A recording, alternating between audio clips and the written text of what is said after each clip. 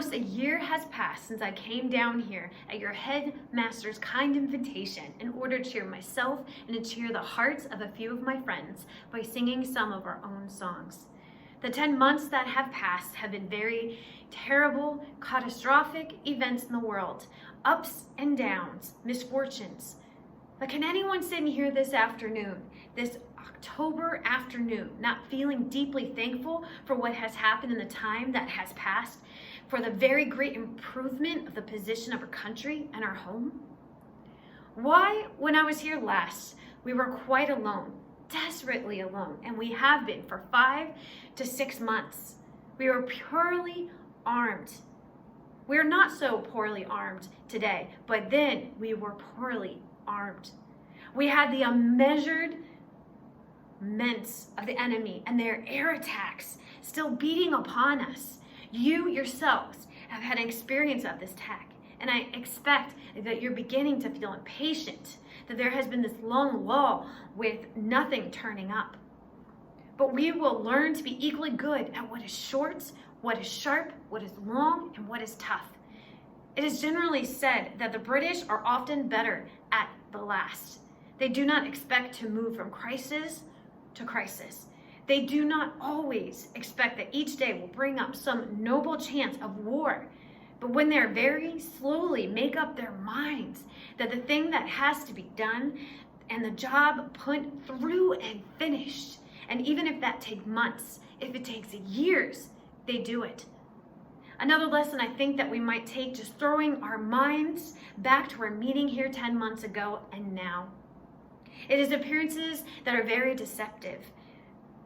And as Kipling well said, we must meet with triumph and disaster and treat those two imposters the same.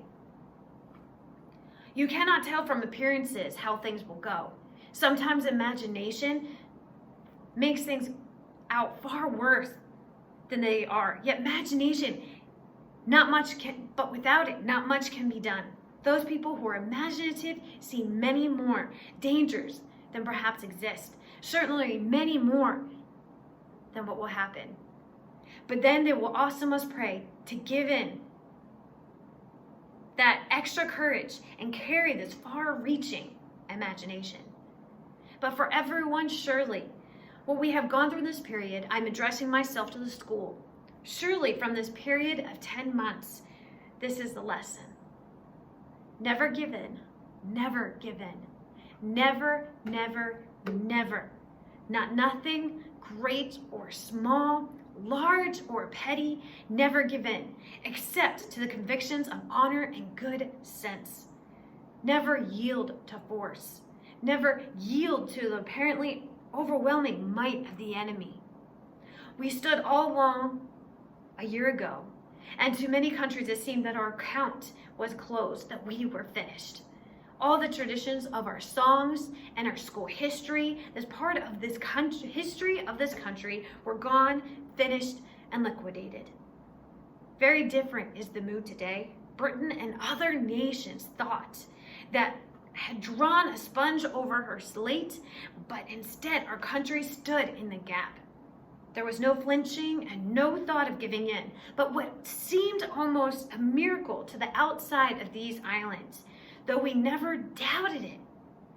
We find ourselves in a position where I can say we can be sure that we only have to persevere to conquer.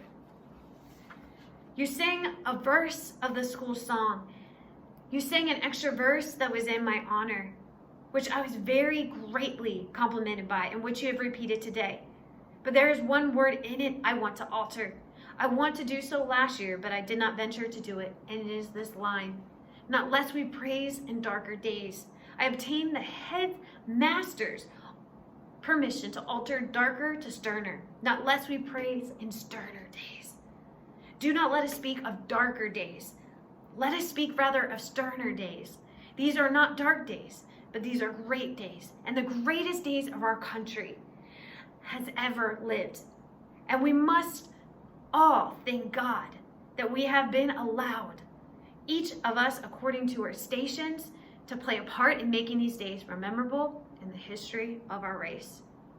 Thank you very much.